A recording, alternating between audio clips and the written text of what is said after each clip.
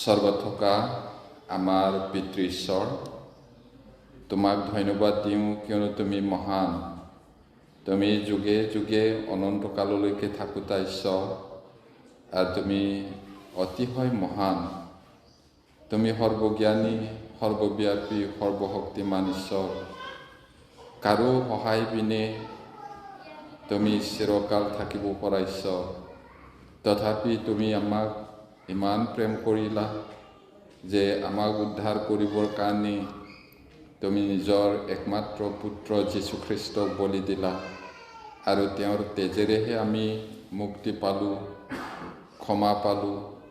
আৰু এতিয়া তুমি আমাক পৰিচালনা কৰি আছা। শৰীৰৰ কাৰণে কানি কাপোৰ, খাদ্য শস্য সকলো দিছা, আৰু আত্মাৰ কাৰণেও আহাৰ দিছা। আৰু ইজনে সিজনৰ লগত সহভাগিতা লৈ পৰস্পৰে পৰস্পৰক প্ৰেম কৰিবলৈ আমাক মণ্ডলী দিছা, তাৰ কাৰণে ধন্যবাদ। আজি যি বাক্য শুনিম, প্ৰভু তুমি আমাক সহায় কৰা। শাস্ত্ৰীয় বচন বুজিবলৈ আমাৰ মনবোৰ মুকলি কৰা, যাতে আমি শুনি সেইদৰে জীৱন যাপন কৰিব পাৰোঁ তোমাৰ বাধ্য সন্তান হিচাপে, আৰু মন্দ জগতত অবাধ্য আৰু থৰডিঙীয়া মানুহবিলাকৰ আগত যেন তোমাৰ বাক্য প্ৰচাৰ কৰিব পাৰোঁ, তেওঁলোকেও যেন জীৱন পাব পাৰে।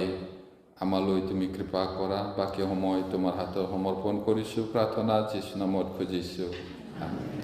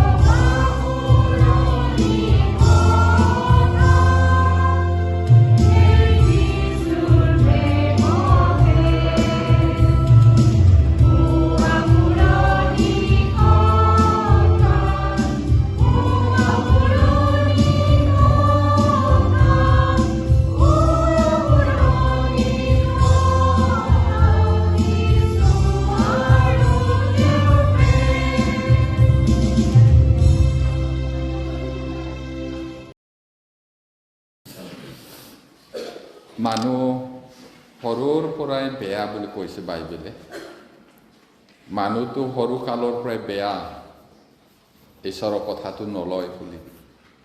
ইমান মৰম কৰি নিজকে চাই পেলাই মানুহক ঈশ্বৰে বনালে, আৰু একো অভাৱ নোহোৱা, চিন্তা নাইকিয়া কৈ আনন্দ মনেৰে খোৱা বোৱা কৰিবৰ কাৰণে এদিনত ৰাখিছিলে। কিন্তু অবাধ্য হৈ পাপহে কৰিলে, আৰু সেই দিনৰ পৰাই এইটোৱে সৰু কালৰ পৰাই মন্দ বেয়া আছিলে বুলি কৈছে মানুহ। সেইটো কাৰণে অবাধ্য হ'ল, আৰু মানুহৰ জীৱনলৈ মৃত্যু আহিল, দুখ কষ্ট আহিল, অনেক ধৰণৰ বেমাৰ আহিল, আৰু লাষ্টত শৰীৰৰ মৃত্যু হ'ল, তাৰপিছত আকৌ আত্মাও নৰকলৈ যায়। সেইটো হ'ল অবাধ্যতাৰ কাৰণ। আৰু এতিয়া ঈশ্বৰৰ কথাটো লোৱা হ'লে মানুহ কেতিয়াও নমৰিলেহেঁতেন, আৰু কিমান যে ভাল হ'লহেঁতেন অকণমান গমি চাওকচোন। যদি পাপ নকৰিলেহেঁতেন মানুহ অনন্তকাল থাকিলেহেঁতেন, পৃথিৱীও অনন্তকাল থাকিলেহেঁতেন, কিমান যে ভাল হ'লহেঁতেন নহয় জানো। কিন্তু মানুহ অবাধ্য হ'ল, পাপ কৰিলে, সেইটো কাৰণে মানুহৰ জীৱনলৈ মৃত্যু আহিল। তথাপিও ঈশ্বৰে আমাক মৰম কৰিছে, আৰু আমাক উদ্ধাৰ কৰিবৰ কাৰণে ঈশ্বৰে নিজৰ ল'ৰাটোকে পঠাই দিলে। এতিয়া আমি পৰিত্ৰাণ পাইছোঁ। পৰিত্ৰাণ পোৱাৰ পিছত যদি আমি ঈশ্বৰৰ বাক্য, বাইবেলৰ কথাটো মানি চলোঁ, তেতিয়াহ'লে আমাৰ জীৱনত শান্তি হ'ব, আনন্দ হ'ব, পৰিয়ালত, গিৰিয়েক ঘৈণীয়েকৰ মাজত, ভাই ভাইৰ মাজত, মণ্ডলীৰ মাজত কিমান আনন্দৰ বিষয় হ'ব। কিন্তু প্ৰব্লেমটো ক'ত আছে? ঈশ্বৰৰ কথাটো আমি নলওঁ। শুনাটো শুনো, কিন্তু শুনি নাপায় কৈছে বাইবেলে। দেখাত দেখে, কিন্তু দেখি নাপায়। য়েছ ছাৰ বুলি কয়, কিন্তু নহয় ছাৰ বুলি কোৱাহে হৈ যায়। এনেকুৱা। সেইটো কাৰণে আত্মিক জীৱনটো নাবাঢ়ে। আজি আমি চাব বিচৰাটো পৰচৰ্চা, ক্ৰিটিচিজিম, এইটো আনক চৰ্চা কৰা। বাইবেলে কি কৈছে? পৰচৰ্চা কৰাটো আনৰ বিষয়ে নানান ধৰণৰ কথা পাতা, বিশেষকৈ ভালৰ সলনি বেয়াটোহে পাতে, আৰু তাতে কেইবাটাও কথা লগাই দিয়ে। সেইটো বাইবেলে ভাল কাম কৈছে নে বেয়া কাম কৈছে? কৰিব পাই কৈছে নে কৰিব নাপায় কৈছে? তাকে আমি চাওঁ আজি। পৰচৰ্চা। এতিয়া বিধানত ঈশ্বৰৰ আজ্ঞা, বিধানত ঈশ্বৰে কি কৈছে? কৰিব লাগে কৈছে নে নালাগে কৈছে? কৰিলে কি হয়, নকৰিলে কি হয়? এতিয়া বাইবেলটো উলিয়াও। লেবীয়া পুস্তক 19 অধ্যায় 16 পদ। লেভিটিকাছ চেপ্টাৰ 19 verse 16, Old Testament.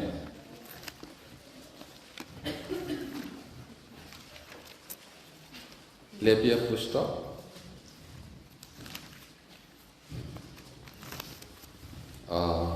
19 অধ্যায় 16 পদ।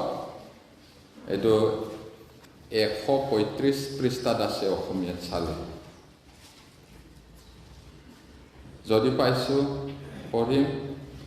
তুমি নিজ লোকবিলাকৰ মাজত চৰ্চি ফুৰোতা নহবা, আৰু তোমাৰ ওচৰ চুবুৰীয়াৰ ৰক্তপাতৰ নিমিত্তে উঠি থিয় নহবা, মই জিহুৱা। ক্লিয়াৰকে কৈছে নহয় জানো ঈশ্বৰে? কৰিব লাগে কৈছে জানো? নকৰিবা বুলি কৈছে। একেবাৰে ক্লিয়াৰ কমাণ্ড, ক্লিয়াৰ আজ্ঞা। নকৰিবা বুলি কৈছে, অনুৰোধ নহয় আকৌ সেইটো। আজ্ঞা মানে অনুৰোধ নহয়, প্লিজ বুলি নহয় এইটো। নকৰিবা।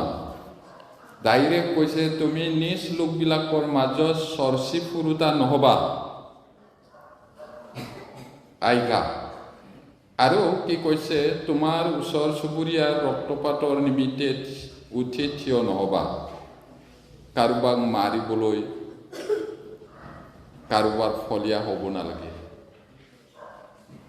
মই তাক মাৰিম মাৰক মাৰক ই ইমান বেয়া মানুহ কৰিব নালাগে ফলীয়া হ'ব নালাগে আনৰ পাপৰ ভাগি নহ'বা বুলিও কৈছে বাইবেলত এতিয়া তোমাৰ ওচৰ চুবুৰীয়াৰ ৰক্তপাতৰ নিমিত্তে উঠি থিয় নহ'বা কেলে ইয়াতে কিয় আমি চৰ্চিব নালাগে ঈশ্বৰ তেওঁ জিহুৱা সেইকাৰণে আনৰ বিৰুদ্ধে কথা কৈ ফুৰাটো কৰিব নালাগে আৰু কিয় মানুহ মাৰিব নালাগে ঈশ্বৰে কৈছে মই জিহুৱা সেইটো কাৰণে নকৰিবা বুলি কৈছে এতিয়া বিধানত ক্লিয়াৰ কাট আজ্ঞা দিছে নকৰিবা আমি শুনি পেলাই কি কৰিব লাগিব এতিয়া কৰিব লাগে কৈছে নে কৰিব নালাগে যিমান পাৰে কৰিব নালাগিব চেষ্টা কৰিব লাগিব বাইবেলটো শুনি পেলাই পাহৰি যাবলৈ নহয় বাইবেলটো শুনি জীৱনত পালন কৰিবলৈহে হয় আৰু সেইদৰে যদি আমি সঁচাকৈ আমাৰ জীৱনত এটি এটিকৈ পালন কৰোঁ আপোনাৰ জীৱনৰ শান্তি হ'ব আপোনাৰ পৰিয়ালতো শান্তি হ'ব আপোনাৰ হৃদয়ত যদি শান্তি আছে পৰিয়ালৰ শান্তি হ'ব পৰিয়ালৰ যদি শান্তি হয় মণ্ডলীৰ শান্তি হ'ব মণ্ডলীৰ শান্তি যদি প্ৰেম যদি থাকে আনে নতুন জন্ম পাব য'ত প্ৰেম নাই তাত কাম নকৰে ঈশ্বৰে এতিয়া পৰচৰ্চাৰ কাৰণবোৰ কি কাৰণে চৰ্চি ফুৰে কাৰণটো কি প্ৰেমৰ অভাৱ মৰমৰ অভাৱ হোৱা কাৰণেহে আনৰ বিৰুদ্ধে কথা পাতে আনৰ এগেইনষ্টত কথা কয় চৰ্চে সেইটো কৈছে প্ৰেমৰ অভাৱ সেইটো কৈছে বাইবেলে এতিয়া 1 Corinthians chapter 13 verse 6 to চাওক 1 Corinthians chapter 13 verse 6 প্ৰথম Corinthians 13 অধ্যায় 6 পদ 13 অধ্যায় 6 পদ পঢ়িম ক্ৰোধত উত্তেজিত নহয় অপকাৰ গণনা নকৰি অধাৰ্মিকতাত আনন্দ নকৰি সত্যত আনন্দ কৰি কোনে প্ৰেমে যদি আপোনাৰ অন্তৰত খ্ৰীষ্টৰ মৰমটো আছে ঈশ্বৰৰ মৰমটো আছে তেতিয়াহ'লে মানুহ ভাইৰ প্ৰতিও প্ৰেম থাকিব মণ্ডলীৰ ভাই ভনীবিলাকৰ প্ৰতিও প্ৰেমটো থাকিব কিন্তু আপোনাৰ অন্তৰত যদি যীশুৰ মৰমটো পোৱা নাই কাকো মৰম কৰিব নোৱাৰে এনেকৈ নিজৰ গিৰিয়েককো মৰম কৰিব নোৱাৰিব নিজৰ ঘৈণীয়েককো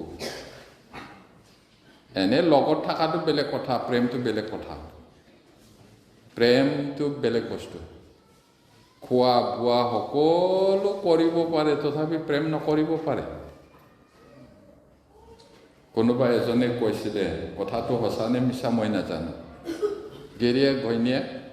গিৰিয়েকে ঘৈণীয়েকো গালি দি থাকে হ'লেও ঘৈণীয়েকে একেবাৰে প্ৰেম কৰা নিচিনা কৰি থাকে কৈছে কিন্তু অন্তৰত একেবাৰে সমূলি প্ৰেম নাই ভাত পানী চাহ পানী কাপোৰ কানি ধুই দিয়ে সকলো কৰিব লগাটো কৰে কিন্তু কি কৰে বোলে কেতিয়াবা ভাতটো বাঢ়ি পিনি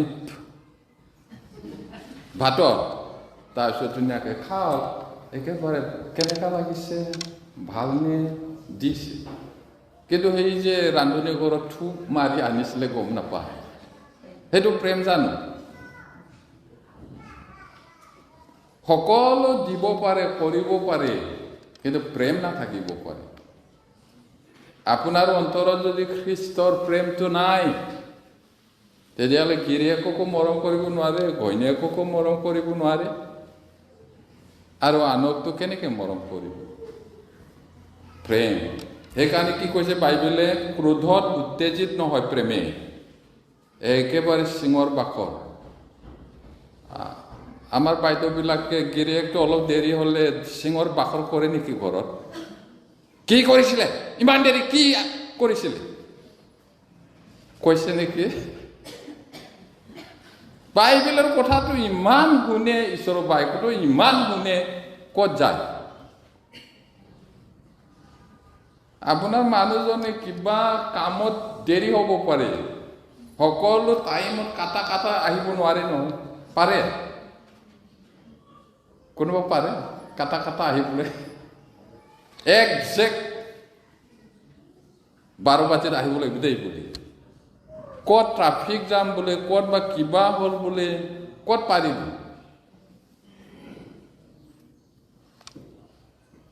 ক্ৰোধত প্ৰেম যদি আছে, খঙত একেবাৰে জ্বলা পোৰা নহ'ব কৈছে। আৰু প্ৰেম যদি আছে, সেইদিনাও তই মোক এনেকা কৰিছিলি, সেইদিনাও মোক এনেকা কৰিছিলি বুলি হিচাপ নকৰে কৈছে।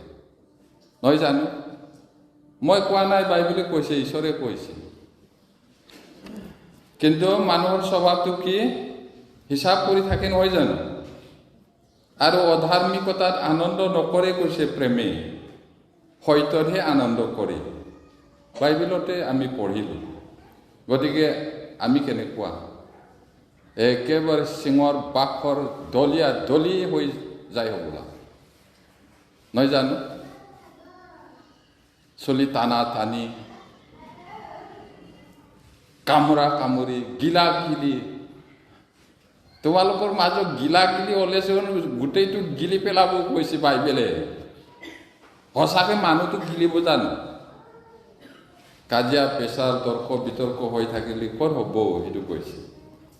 গালাতিয়া 5 অধ্যায়, গালাতিয়া 5 অধ্যায় 14-15, Galatians chapter 5 verse 14-15.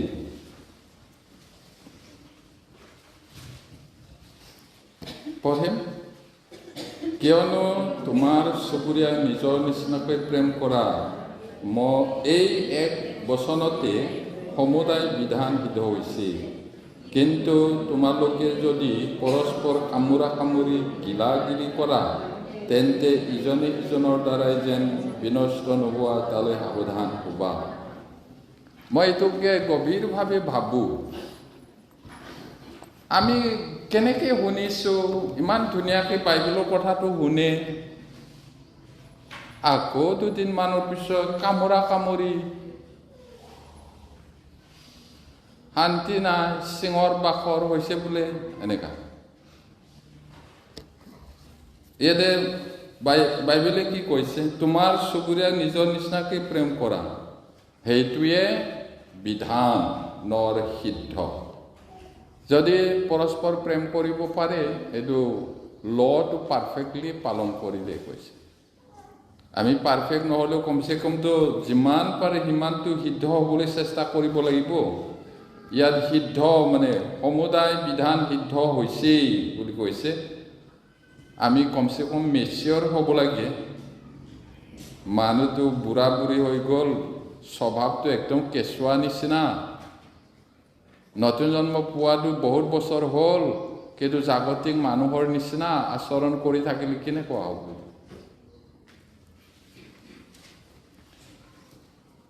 আমি কিজানি ভালকৈ নুশুনা কাৰণে হৃদয়ত নোসোমাই হ'বলা ঈশ্বৰৰ বাক্যত। বাইবেলত কৈছে ইছৰাইলবিলাকো গালি দিছিলে ঈশ্বৰে, ইমান শুকান হৈ গ'ল হৃদয়টো, ঈশ্বৰৰ বাইকৰ ধাৰাসাৰ বৰষুণটোও সেই শুকান মাটিটো তিয়াব নোৱাৰে বুলি। এনেকুৱা আমাৰো এনেকুৱা হৈছে নেকি ভাই ভনীবিলাক? তোমালোকে যদি পৰস্পৰ কামুৰি গিলি কৰা, তেন্তে ইজনে সিজনৰ দ্বাৰাই যেন বিনষ্ট নোহোৱা, বিনষ্ট হৈ যাব, বিনষ্ট যেন নহয়, ডিষ্ট্ৰাকশ্যন যেন নাহে। বি কেয়াৰফুল, সাৱধান হ'বা বুলি কৈছে ইয়াতে, সাৱধান। আৰু যেতিয়া পৰচৰ্চা কৰে, যেতিয়া হুলস্থুল কিবা এটা কৰে, তেতিয়া ঈশ্বৰে নাজানে, ঈশ্বৰে দেখা নাই শুনা নাই বুলি ভাবে, সেইকাৰণে কৰে। ঈশ্বৰে চাই আছে আৰু তেওঁ শুনে। এতিয়া গণনা পুস্তক আকৌ যাওঁ, নাম্বাৰ্ছ চেপ্টাৰ 12 verse 1 and 2। গণনা পুস্তক 12 অধ্যায় 1-2 পদ।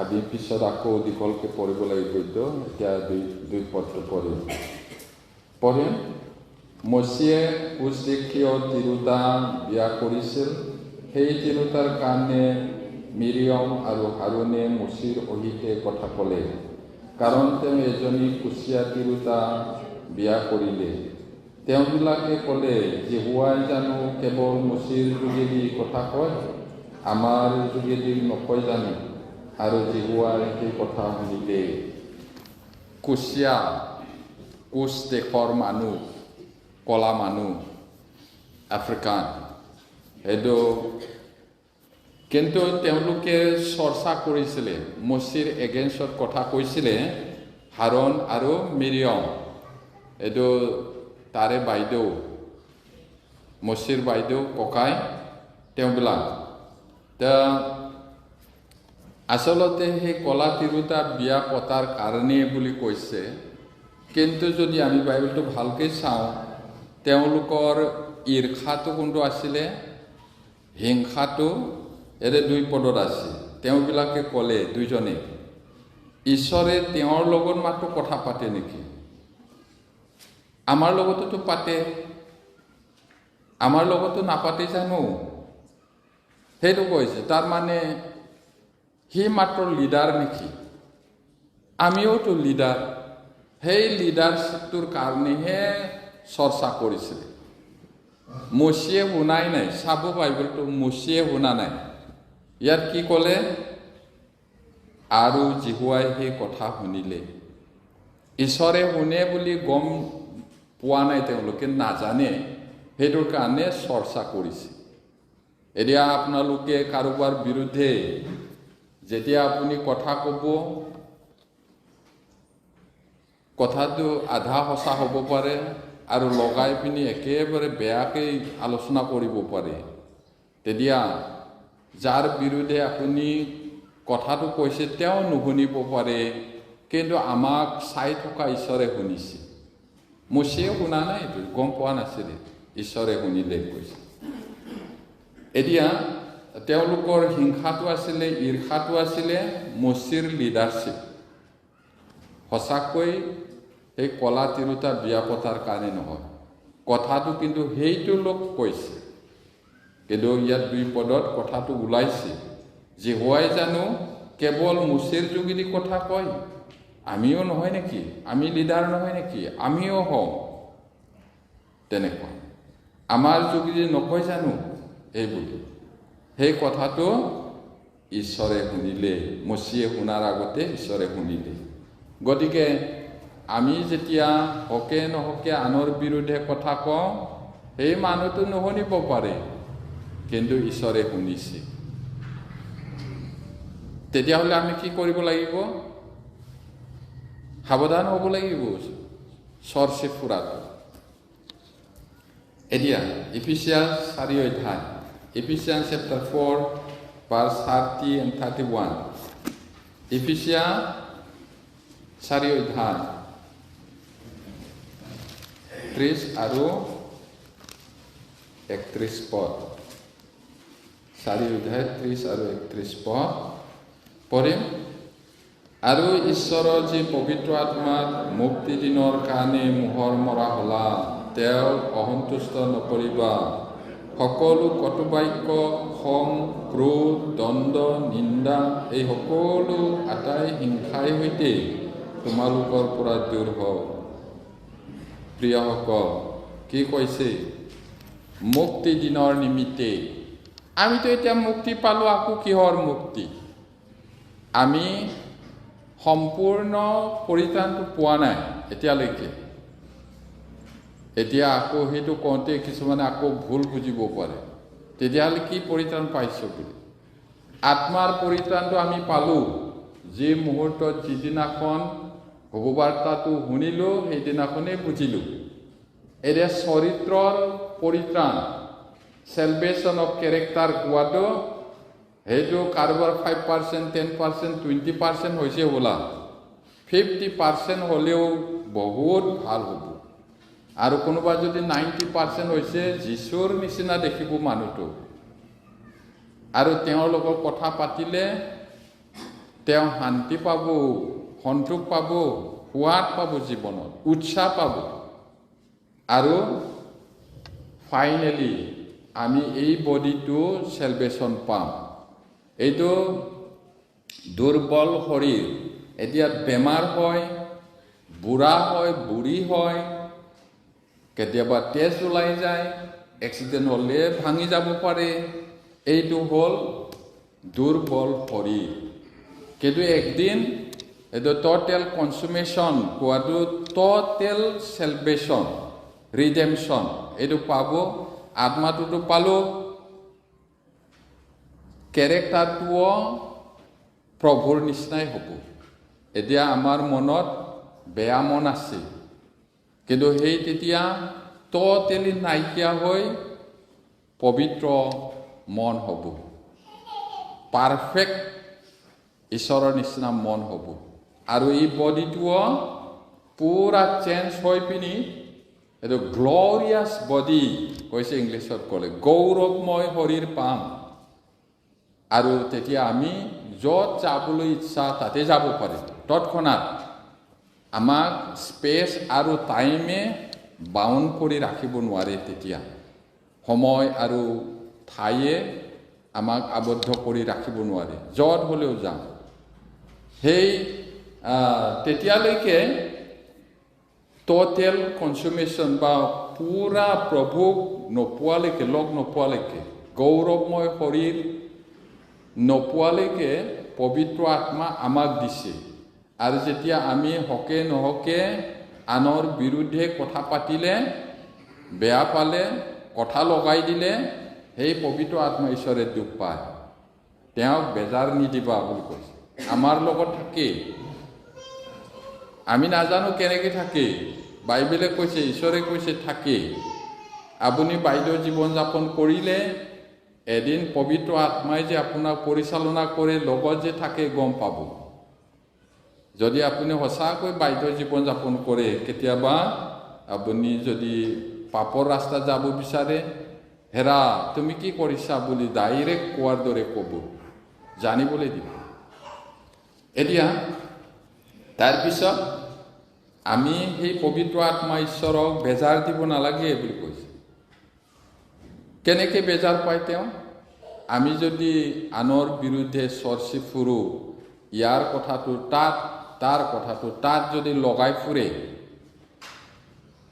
আপুনি হয়তো নাভাবিব পাৰে এইটো বেয়া কাম বুলি, বা মই কৰাই নাই বুলি ভাবিব পাৰে, কিন্তু ঈশ্বৰে জানে। সেইটো কৰিলে পবিত্ৰ আত্মাই দুখ পায়। তেতিয়াহ'লে নকৰিলে কি কৰিব লাগে কৈছে? সেইবোৰ এৰা বুলি কৈছে। 31 পদত কি কৈছে?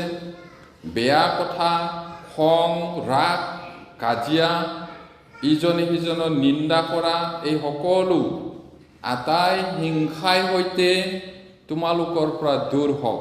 সেইটো পেলোৱা। পুৰণি চোলা ফাটিলে, শাৰী ফাটিলে আমি যেনেকৈ পেলাই দিওঁ, সেই আদমৰ পৰা পাই অহা এই স্বভাৱটো এৰি দিয়া কৈছে। এদিনত নোৱাৰিব পাৰে, এৰিব লাগিব। কিন্তু এতিয়া আমি কওঁ কেতিয়াবা, মই বহুত দিন আগতে পৰিত্ৰাণ পোৱা মানুহ, সেইমতে আপোনাৰ জীৱনটো সলনি হ'লনে? আপুনি সেই পুৰণি চোলা খং ৰাগটো এৰিলেনে? আপুনি সেই কটু বাক্য, নিন্দা কৰা, কাজিয়া স্বভাৱ, হিংসা স্বভাৱটো এৰিলেনে? সেই পুৰণি স্বভাৱটো যদি এৰা নাই, আপুনি আত্মিক জীৱনত সৰু ল'ৰা নিচিনা হৈ আছে। এতিয়া আমি পালোঁ কি কাৰণে পৰচৰ্চা কৰে? প্ৰেমৰ অভাৱ, মৰমটো নাই, সেইটো কাৰণে। এতিয়া পৰচৰ্চাৰ পৰিণাম সেইটো কি হ'ব কৈছে? যদি পৰচৰ্চা কৰে তাৰ ফলাফলটো কি হ'ব? হাজিৰা কৰিলে পইচা পায়, খেতি কৰিলে ধান পায়, পৰচৰ্চা কৰিলে কি পায়? এইটো চাম, কি পাব কৈছে? ই দকৈ হৃদয়ত আঘাত কৰিব। আপোনাৰ হৃদয়ত একেবাৰে আঘাত কৰিব। আপুনি মাৰা নাই, কিন্তু আপোনাৰ কথাটোৱে আঘাত কৰি পেলাব, দকৈ ঘাও কৰিব হৃদয়ত, বাহিৰত নহয়। এতিয়া সেইটো পদে প্ৰবাস 18:8, সেইটো পদে 18 অধ্যায় 8 পদ, 18 অধ্যায় 8 পদ।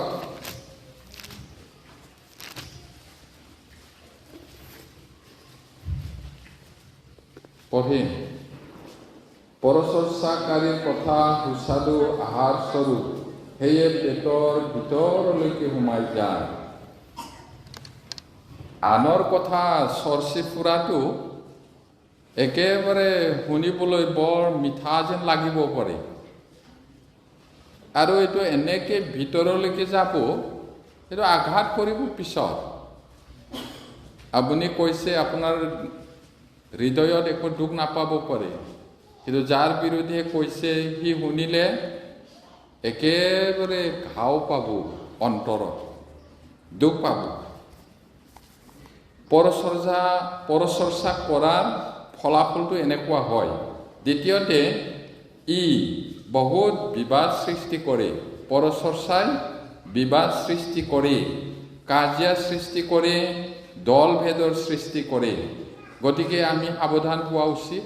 সেইকাৰণে ঈশ্বৰে কৈছে তুমি পৰচৰ্চা নকৰিবা। এতিয়া একেটা কিতাপৰে 25, same book, chapter 25, verse 23, 25 অধ্যায় 23 পদ।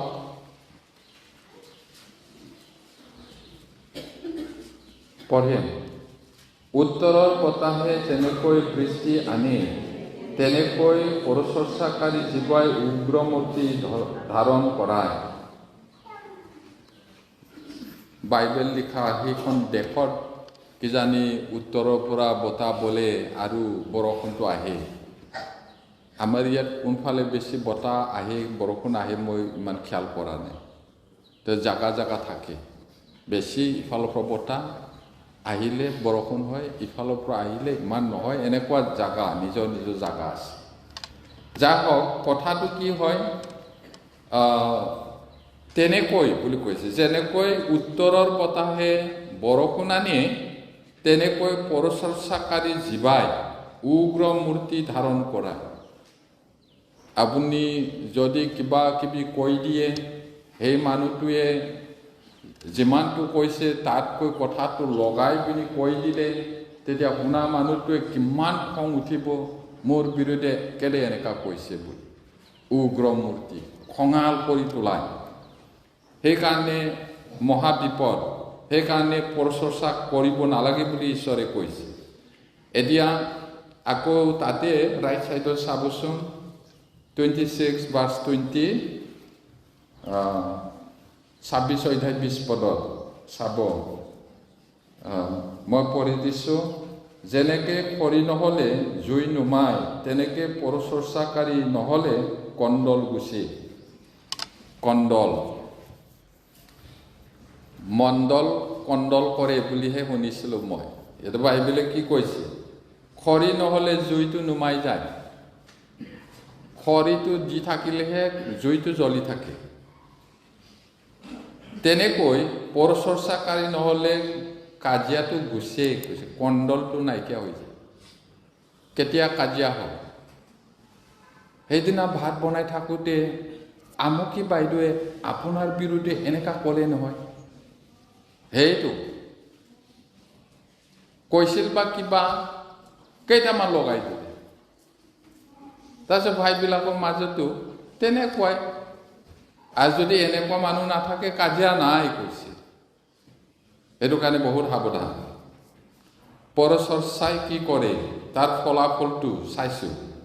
পৰচৰ্চাই ব্যক্তিগত আত্মিক বৃদ্ধিত বাধা দিয়ে। পৰচৰ্চা যদি কৰি থাকে, যি মানুহৰ বিৰুদ্ধে আপুনি কথা ক'ব, তেওঁৰ একো হানি নহ'ব, আপোনাৰহে নিজৰ খুলি খাব ভিতৰত, আৰু আপুনি আত্মিক জীৱনত বাঢ়িব নোৱাৰে। সেইটো এতিয়া ঈশ্বৰৰ পৰিচৰ্যাকাৰীবিলাকেও পৰিচৰ্যাকাৰী কাম কৰোঁতাবিলাকৰ মাজতো যদি ইজনে সিজনৰ লগত কথা কৈ থাকে, সি আগবাঢ়িব নোৱাৰিব। মানুহৰ দেখাত বহুত ভাল হ'ব পাৰে, কিন্তু নহ'ব। এতিয়া ভাই ভাইৰ মাজতো আপোনালোকেও আমি যদি আনৰ বিৰুদ্ধে কৈ থাকে, নিজে নিজে দুখ পাব আৰু আত্মিক জীৱনত আগবাঢ়িব নোৱাৰিব। সেইটো কাৰণে বাইবেলে কৈছে, নকৰিবা, এৰি দিয়া। প্ৰথম Peter, first Peter chapter 2 verse 1 and 2।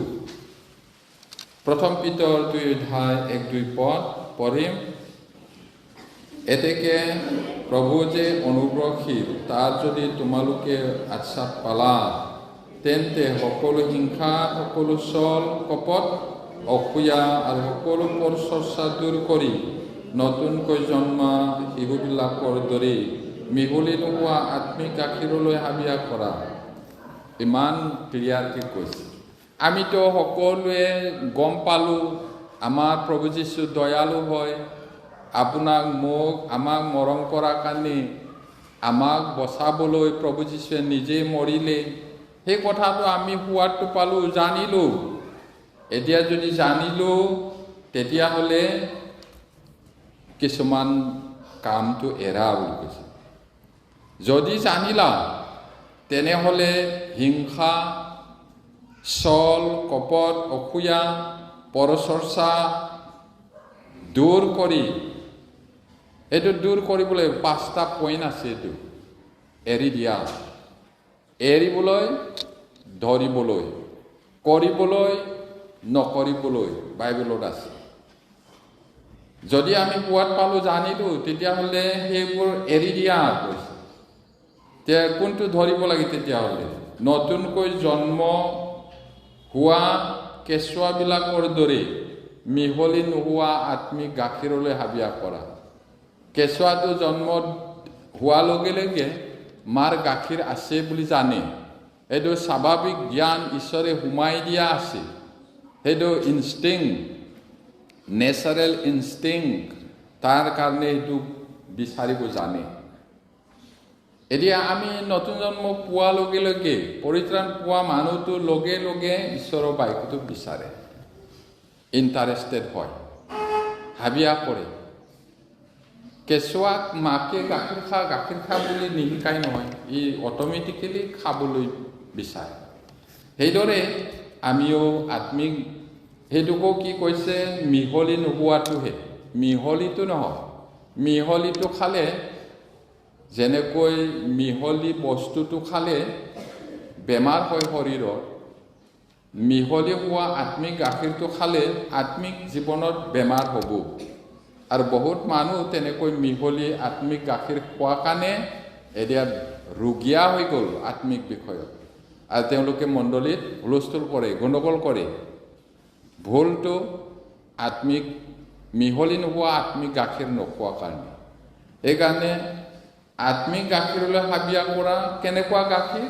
মিহলি নোহোৱা, পিয়ৰ ঈশ্বৰৰ বাক্য।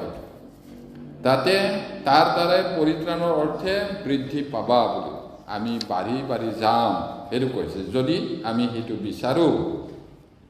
এতিয়া কেনেকুৱা মানুহে স্বৰ্গত যাব কৈছে? পৰচৰ্চাকাৰী, ছলবাদী, নৰবদী, হিংসুক, এইবিলাক নাযায়। আমি স্বৰ্গীয় মানুহ, স্বৰ্গ যাব পৰা মানুহবিলাকে কেলে সেইটো আকৌ ধৰি আছোঁ? আমি চাওঁ কোনে স্বৰ্গ যাব পাৰে, কোনে যাব নোৱাৰে। গীতমালা Psalms number 15 verse 1-3। গীতমালা 15 নম্বৰ 1 পদৰ পৰা 3 পদলৈ সুন্দৰকৈ কৈছে বাইবেলে। পঢ়িম সকলোৱে। হে জিহুৱা, তোমাৰ তম্বুত কোনে প্ৰৱাস কৰিব? তোমাৰ পবিত্ৰ পৰ্বতত কোনে বসতি কৰিব?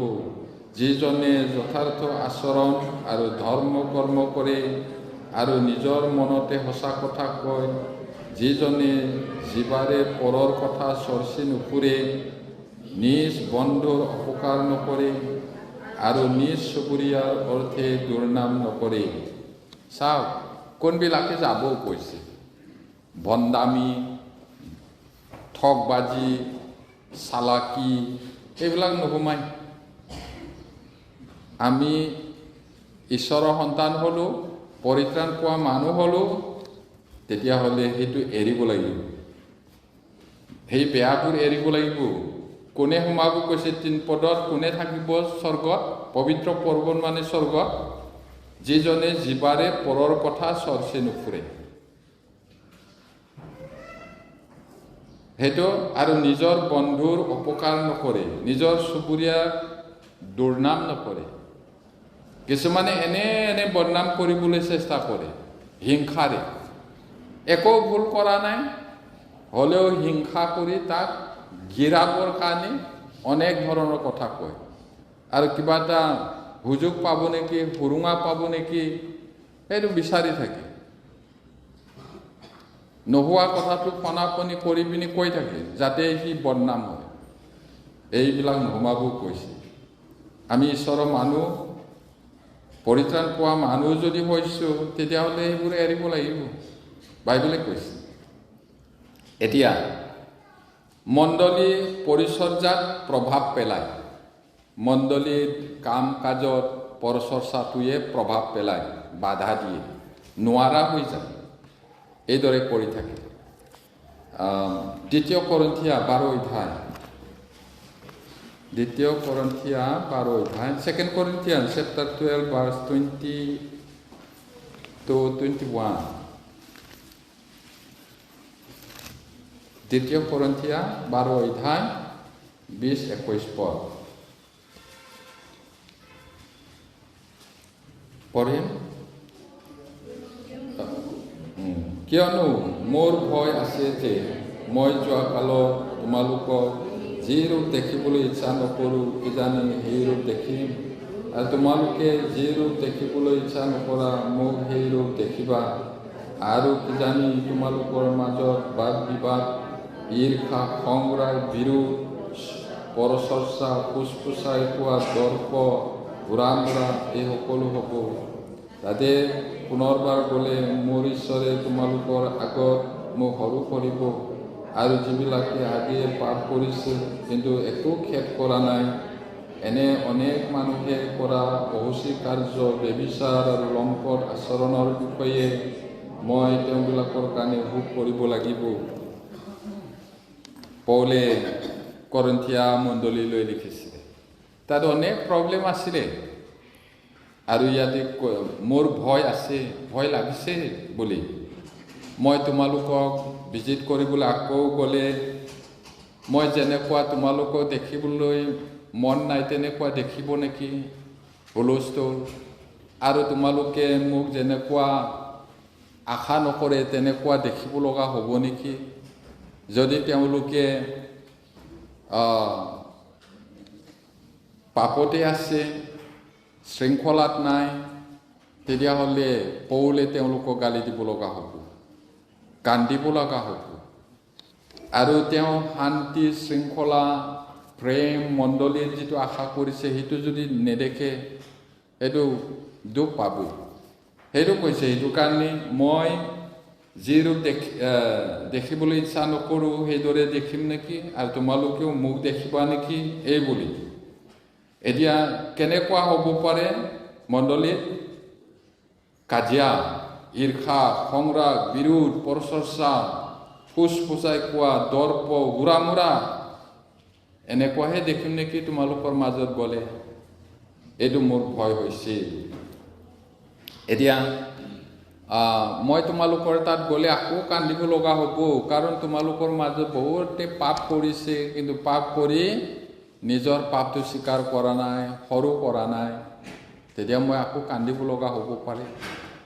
তেওঁলোকক নতুন জন্ম দিয়া সময়ত, প্ৰচাৰ কৰা সময়তো মাকে কেঁচুৱাক জন্ম দিয়া সময়ত যেনেকৈ কান্দি জন্ম দিয়ে, আৰু ডাঙৰ দীঘল কৰা সময়তো বহুত কষ্ট হয় তেওঁলোকৰ মাজত শুভবাৰ্তা প্ৰচাৰ কৰা সময়ত তেনেকুৱা দুখ হৈছিলে আৰু এতিয়াও কিজানি মই দুখ পাব লগা হ'ব পাৰে কান্দিব লগা হ'ব পাৰে তোমালোকৰ তাত যাওঁতে সেইটো কৈছে সেইটো ভয় লাগিছে এইবোৰ এতিয়া পৰচৰ্চা আৰু অন্য বেয়াবোৰ পৰচৰ্চা আৰু অন্য বেয়াবোৰ পৰচৰ্চা আৰু খুচামদি এইটো বেয়া আমি অথনি চালোঁ যে পৰচৰ্চাকাৰীয়ে গোপন কথা প্ৰকাশ কৰে এই হেতুকে যিজনে নিজ মুখ বহলকৈ মেলে তাৰে হিতে ব্যৱহাৰ নকৰিবা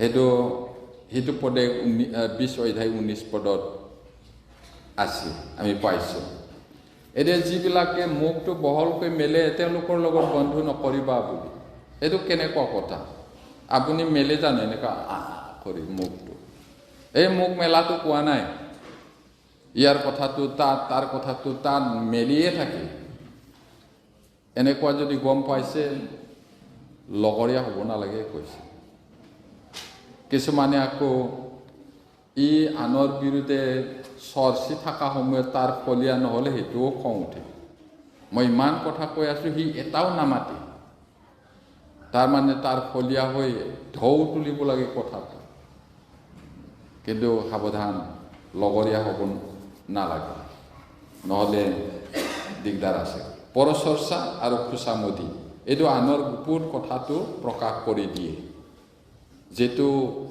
দৰকাৰ নাই এতিয়া পৰচৰ্চা আৰু কপটীয়া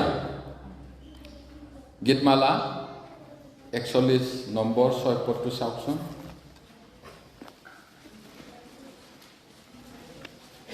গীতমালা 41 নম্বৰ 6 পদ Psalms chapter number 41 verse 6 41 verse 6 পঢ়ে আৰু যদি সি মোক চাবলৈ আহে তেন্তে সি অসাৰ কথা কয় তাৰ হৃদয়ত অধৰ্ম সাঁচি থয় সি বাহিৰলৈ গৈ তাক কয় যদি আমি পঢ়ি থাকোঁ এইটো 7 পদটো পঢ়িম 7 পদটো তাতে ক্লিয়াৰ হ'ব মোক ঘিনোৱা আটাইবোৰে একেলগ হৈ মোৰ অহিতে ফুচফুচাই সিহঁতে মোৰ অহিতে অপকাৰ চিন্তে দায়ুদে লিখিছিলে দায়ুদে কেতিয়াবা বেমাৰ হৈ বিচনা থাকিলে আমাৰ বন্ধু নৰিয়াত পৰিছে জ্বৰ হৈছে বল চাম বুলি আহি পিনি ওলোটাটোহে কৰে আৰু গৈ পিনি কি ক'ব ই মৰিলে ভাল এবাৰ মৰিব নেকি বুলি সেইটো চৰ্চা কৰা বহুত ভয় লগা জেৰেমিয়া 8 অধ্যায় 9 অধ্যায় জেৰেমিয়া 9 অধ্যায়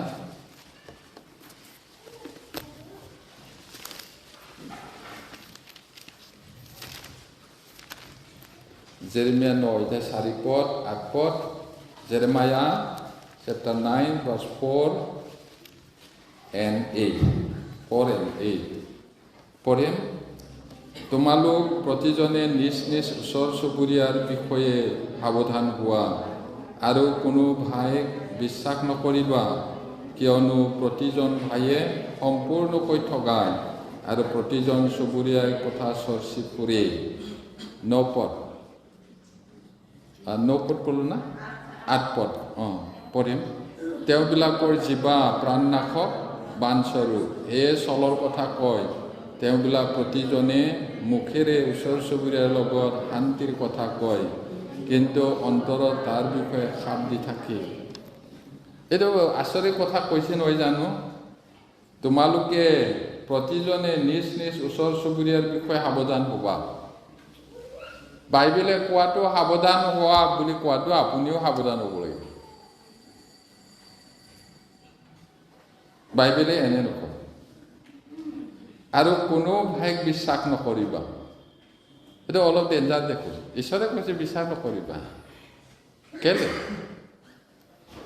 এই বাইদেউ মই আপোনাক মোৰ ভাল বান্ধৱী বুলি বাইদেউ বুলি আপোনাক মাত্ৰ কৈছোঁ, কাকো নক'বা বুলি। তাৰো একেবাৰে প্ৰিয় বান্ধৱী আছে লগৰীয়া, বাইদেউ মই এটা কথা ক'ম, ক'বলৈও মন নাই বুলি। কম না, কি কথা, মোৰ পৰাও লুকাব নেকি আপুনি? আপুনি কাকো নক'ব, মই আপোনাক মাত্ৰ কৈছোঁ বুলি, এনেকৈ যাব। গতিকে কাৰোবাক কৈ দিলে ই যে তাত গৈ নক'ব, বিশ্বাস কৰিব নালাগে, নহয় জানো? না বিশ্বাস কৰিছে? মই কোৱা নাই, ঈশ্বৰে কৈছে। লুকাই ৰাখিব নহয়, এইটো যাব। তাৰপিছত ইয়াতে কৈছে, কিয়নো প্ৰতিজন ভাইয়ে সম্পূৰ্ণকৈ ঠগে কৈছে, আৰু প্ৰতিজন চুবুৰীয়াই কথা চৰ্চি ফুৰে, ঠগে। আৰু ৮ পদত, তেওঁবিলাকৰ জিভা প্ৰাণনাশক বাণস্বৰূপ, সেয়ে চলৰ কথা কয়। ইছৰাইলক প্ৰাথমিকভাৱে ইছৰাইলক কৈছে, কিন্তু এইটো সকলো যুগৰ সকলো ঈশ্বৰ বিশ্বাসীৰ জীৱনৰ খাতে। তাৰপিছত চলৰ কথা কয়, তেওঁবিলাক প্ৰতিজনে মুখেৰে ওচৰ চুবুৰীয়াৰ লগত শান্তিৰ কথা কয়, কিন্তু অন্তৰত তাৰ নিমিত্তে খাপ দি থাকে। বহুত ভয় লাগে। समझौता पाकिस्तान इंडिया हैंडशेक बिरयानी खाएगा एक साथ में। আহিলে ইণ্ডিয়া আমাৰ প্ৰাইম মিনিষ্টাৰ গুলি মিছা হয় না সঁচা? এই বাইবেলটো সঁচা, ঈশ্বৰৰ কথা, এইটো ফেইলাৰ হ'ব নোৱাৰে। প্ৰতিজনে নিজৰ ওচৰ চুবুৰীয়া সাৱধান হ'ব লাগিব কৈছে, বিশ্বাস নকৰিবা, সেইটো কৈছে। আপোনাক মাত্ৰ কৈছোঁ দেই, কাকো নক'ব বুলি। ই আকৌ তাকো কৈছে, এইদৰে বিয়পি যায়। পৰচৰ্চা আৰু পদবী প্ৰেমী। এতিয়া আমাৰ মণ্ডলীটো ইমান ডাঙৰ হোৱা নাই কাৰণে এতিয়া ইমানটো প্ৰেচিডেণ্ট ছেক্ৰেটাৰী কিবা হ'বলৈ মন নহ'ব পাৰে, কিন্তু যেতিয়া 1000টো আহিব, 500মান যদি মেম্বাৰ হয়, মই চেয়াৰমেন হ'বলৈ মন, মই ছেক্ৰেটাৰী হ'বলৈ মন, মেম্বাৰ বুলি অলপমান আহি যাব পাৰে। এতিয়া পদবী প্ৰেমী, প্ৰথম শতিকাতে এনেকুৱা মানুহ আছিলে। আমি বাইবেলটো চাওঁ প্ৰমাণ হিচাপে। তৃতীয় যোহন মানে যোহনৰ লাষ্ট পত্ৰ, প্ৰথম যোহন, দ্বিতীয় যোহন, তৃতীয় যোহন, তাৰ 1 অধ্যায়তে থাকে।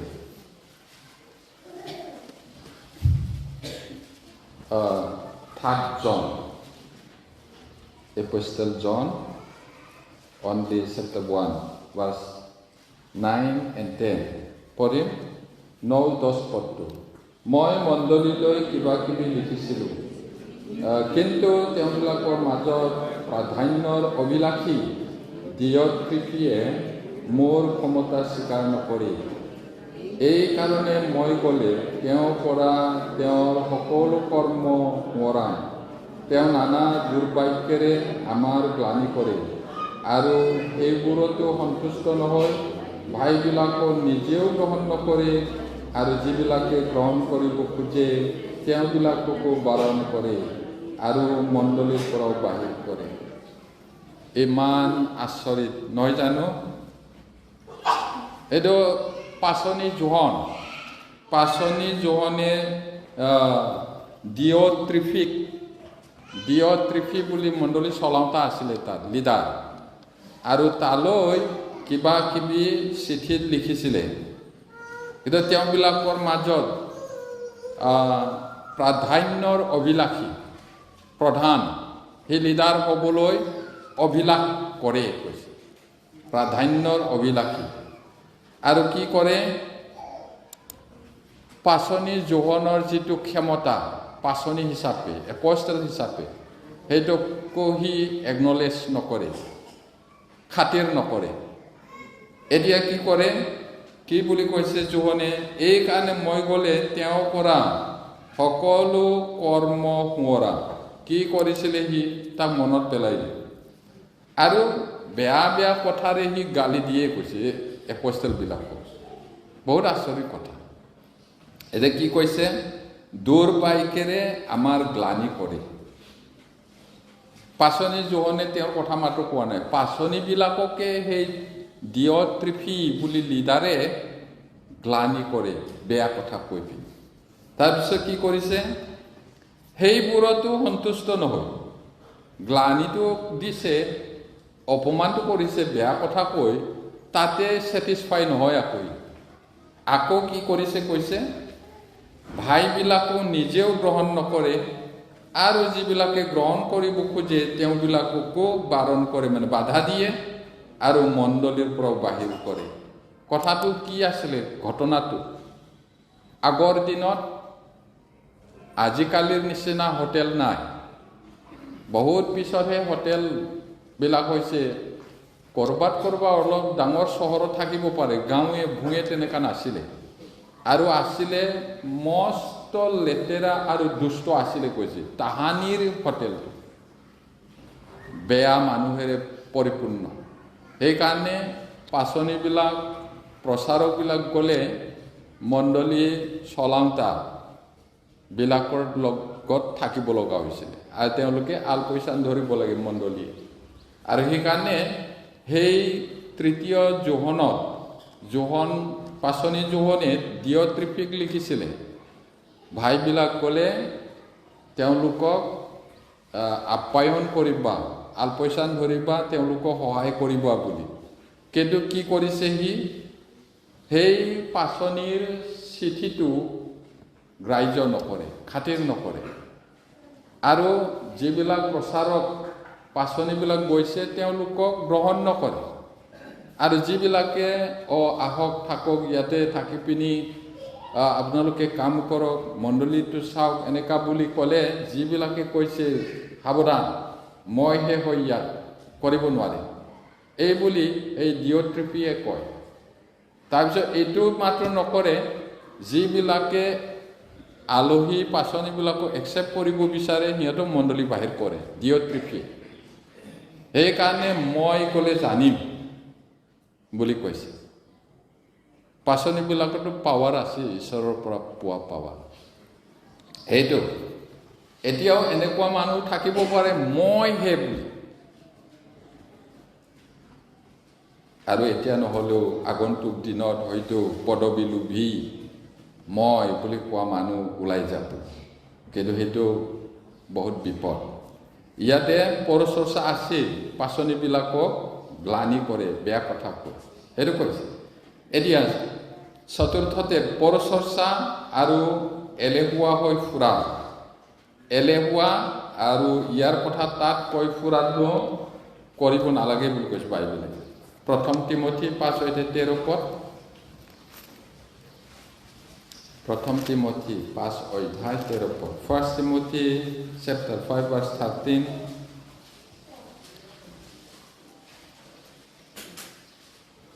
পঢ়িম। 1 Timothy 5:13 পঢ়িম। আৰু সেই একে সময়তে তেওঁবিলাকে ঘৰে ঘৰে ফুৰি সৰু পা হয়, কেৱল সেয়ে নহয়, টুটকীয়া আৰু লোকৰ বনচোৱা হৈ অনুচিত কথা ক'বলৈ শিকে। পৰচৰ্চা, এলেহুৱা হৈ পিনি ঘৰে ঘৰে গাঁৱে গাঁৱে ফুৰা। এতিয়াৰ নিচিনা ইমান কিবাটো নাছিলে কাৰণে ত'ত ফুৰি পিনি চলিছিলে হ'বলা এই মানুহবিলাক। এলেহুৱা সেইবিলাকে কি কৰে, ঘৰে ঘৰে ঘূৰি সৰু পা হয়, এলেহুৱা। কেৱল সেইটো মাত্ৰ নহয়, টুটকীয়া, মানে যিটো ক'ব নালাগে এনেকুৱা কথা কৈ ফুৰে, যিটো উচিত নহয়, সেইটো পৰচৰ্চা কৰি ফুৰে, সেইটো ভাল নহয়। এতিয়া আকৌ 2 Thessalonians chapter 3:11 দ্বিতীয় থেছালনিকিয়া 3:11 3 অধ্যায় 11 পদ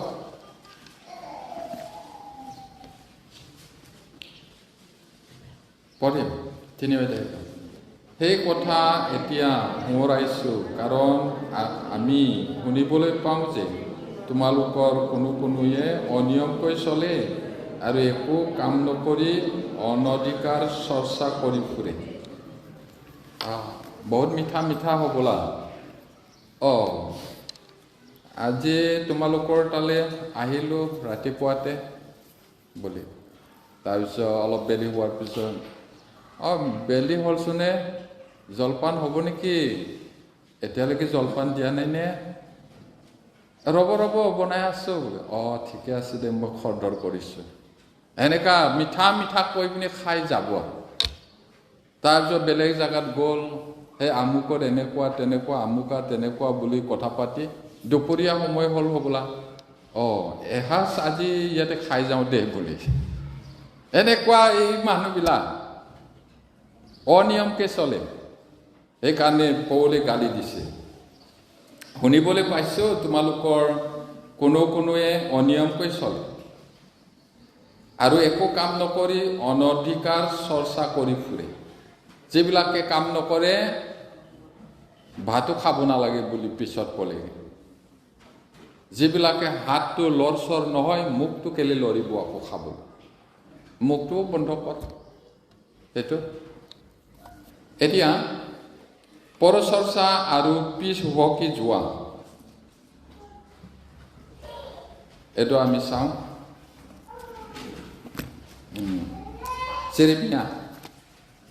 জেৰেমিয়া 6 অধ্যায় 27 পৰা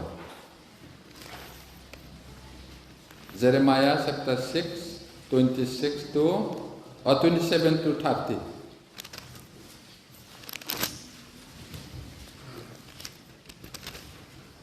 Jeremiah 6 অধ্যায় 27 পৰা 30 লৈকে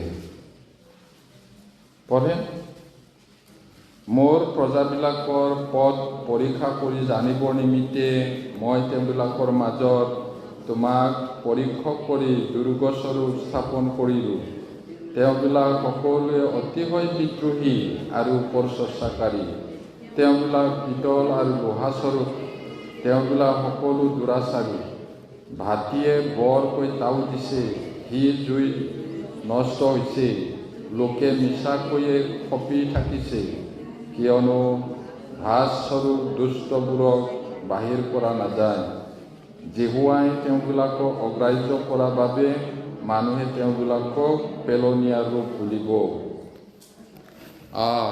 ইমান মানে বেয়া এতিয়া জেৰেমিয়া কি কৈছে প্ৰজাবিলাকৰ পথ ৰাস্তাটো পৰীক্ষা কৰি জানিবৰ নিমিত্তে মই তেওঁবিলাকৰ মাজত তোমাক পৰীক্ষক কৰিলোঁ বুলি কৈছে তোমাক ডাঙৰ এটা দুৰ্গ নিচিনা কৰিলোঁ এতিয়া মানুহবিলাক কি বুলি কৈছে ইছৰাইল মানুহবিলাক সেই সময়ত অতিশয় বিদ্ৰোহী আৰু পৰচৰ্চাকাৰী আৰু তেওঁবিলাক পিতল আৰু লোহা নিচিনা টান সলনি নহয় বেয়া আৰু সেইকাৰণে যেহুৱাই তেওঁলোকক অগ্ৰাহ্য কৰিলে আৰু মানুহে তেওঁবিলাকক ক'ব পেলনীয়া ৰূপ বুলি ভাল ৰূপ নহয় পেলাই দিয়া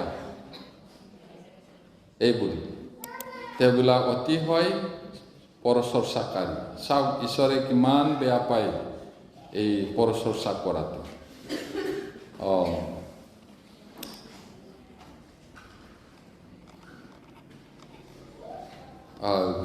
অলপ দীঘলীয়া হয় হ'লেও এইটো আজি শেষ কৰিব লাগিব গণনা পুস্তক 12 অধ্যায় 1 পৰা 16 পদ নাম্বাৰ্ছ chapter 12 verse 1 to 16 আমি পালানুক্ৰমে পঢ়িম নাম্বাৰ্ছ chapter 12 verses 1 to 16 গণনা পুস্তক 12 অধ্যায় 1 পদৰ পৰা 16 পদলৈ মই 1 পদটো পঢ়িছোঁ তেনেকৈ যাম মচিয়ে কোচ দেশীয় তিৰোতা বিয়া কৰিছিল। সেই তিৰোতাৰ কাৰণে মিৰিয়ম আৰু হাৰণে মচিৰ সহিতে কথা ক'লে, কাৰণ তেওঁ এজনী কুচিয়া তিৰোতা বিয়া কৰিলে।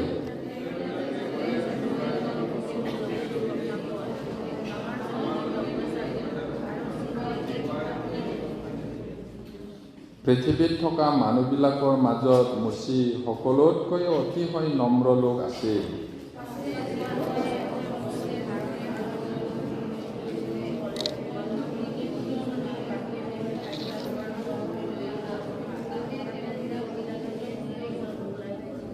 তেতিয়া জিহুৱাই মেঘস্তম্ভত নামি আহি তম্বুৰ দুৱাৰমুখত স্থিতি হৈ হাৰুণ আৰু মিৰিয়মক মাতিলে। তাতে তেওঁবিলাক দুয়ো আগবাঢ়ি গলত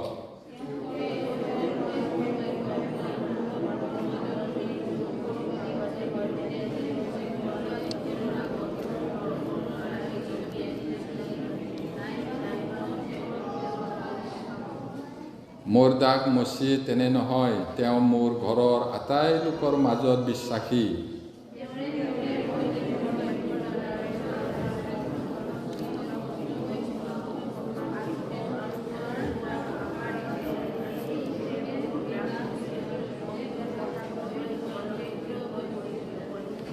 তাতে তেওঁবিলাকলৈ জিহুৱাৰ ক্ৰোধ জ্বলি উঠিল আৰু তেওঁ প্ৰস্থান কৰিলে।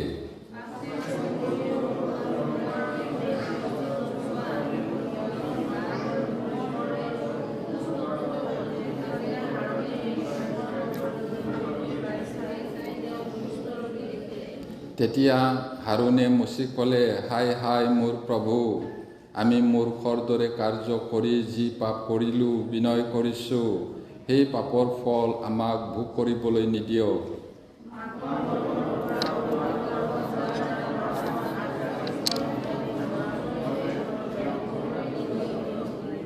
তাতে মচিয়ে জিহুৱাৰ আগত কাটৰোক্তি কৰি ক'লে, হে ঈশ্বৰ, বিনয় কৰিছোঁ, এওঁক সুস্থ কৰা।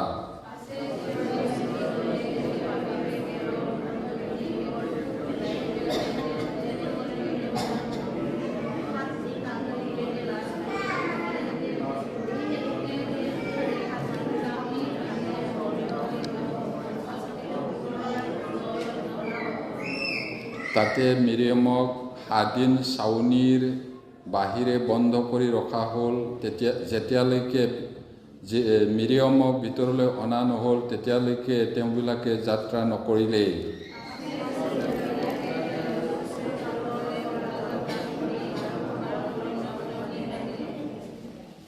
এতিয়া পুৰণি নিয়মৰ পৰা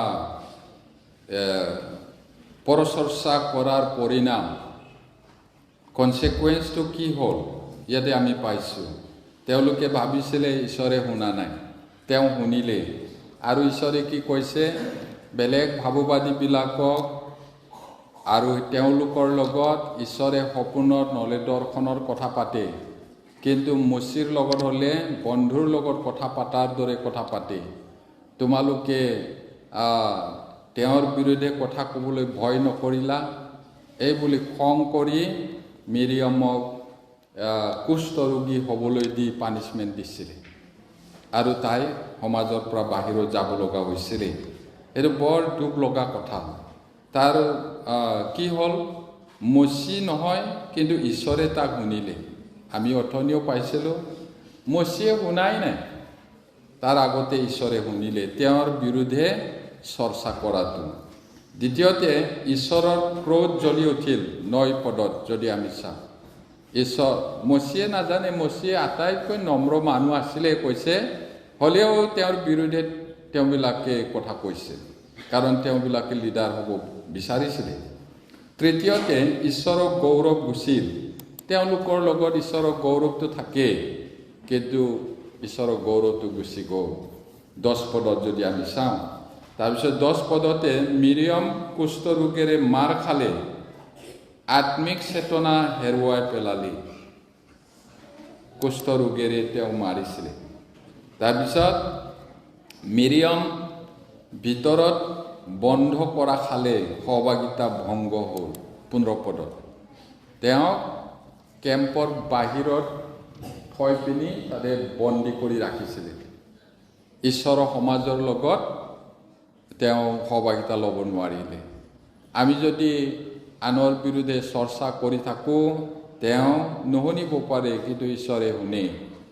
আৰু ঈশ্বৰে একজেক্টলি মিৰিয়ামৰ দৰে কুষ্ঠ ৰোগী হ'বলৈ দি পানিছমেণ্ট নিদিব পাৰে, কিন্তু আপুনি শাস্তি পাব বেলেগ ধৰণে। হয়তো আপুনি শান্তি নাপাব পাৰে, হয়তো আপুনি ছাকচেছ নহ'ব পাৰে, ঈশ্বৰে জানে কেনেকৈ মাৰিব। গতিকে বাইবেলে কৈছে আমি পৰচৰ্চা কৰাটো এৰিব লাগে, ভাল নহয়। এতিয়া লোকবিলাকৰ যাত্ৰা পলম হ'ল আগুৱাই যোৱা। মিৰিয়ামে পৰচৰ্চা, মিৰিয়াম আৰু হাৰুনে মচিৰ এগেইনষ্টত কথা কোৱাৰ কাৰণে এই সকলো পানিছমেণ্টটো আহিলে, আৰু তেওঁলোকে কনানলৈ যিটো জাৰ্ণি আছিলে সেই জাৰ্ণিটো দিলে হ'ল, দেৰি হ'ল মিৰিয়ামৰ পাপৰ কাৰণে। আমিও যদি মণ্ডলীত এইদৰে কৰি থাকোঁ, তেতিয়াহ'লে আমি আমাৰ আত্মিক যাত্ৰাত আগুৱাই যাব নোৱাৰিম। আমি ইয়াত জীয়াই আছোঁ, দৌৰি আছোঁ শুভবাৰ্তা প্ৰচাৰ কৰিব।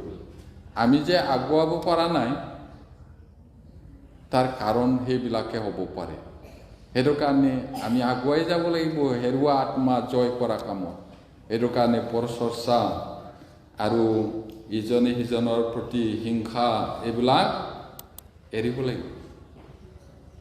সময় বহুত হৈছে, গতিকে আমি আকৌ নেক্সট টাইম ষ্টাডি কৰিম। ঈশ্বৰে সকলোকে আশীৰ্বাদ কৰক। প্ৰাৰ্থনা কৰিম। স্বৰ্গত থকা মহান পিতৃ ঈশ্বৰ, তুমি মচিৰ যোগেদি বিধানত কৈছা তোমাৰ ওচৰ চুবুৰীয়াৰ ভাইবিলাকৰ বিৰুদ্ধে চৰ্চা নকৰিবা। প্ৰভু, এই বাক্যবোৰ শুনি আমি যেন তোমাৰ বাধ্য হৈ জীৱন যাপন কৰিব পাৰোঁ, তুমি সহায় কৰা। প্ৰাৰ্থনা যীশু নামত খুজিছোঁ। আমেন।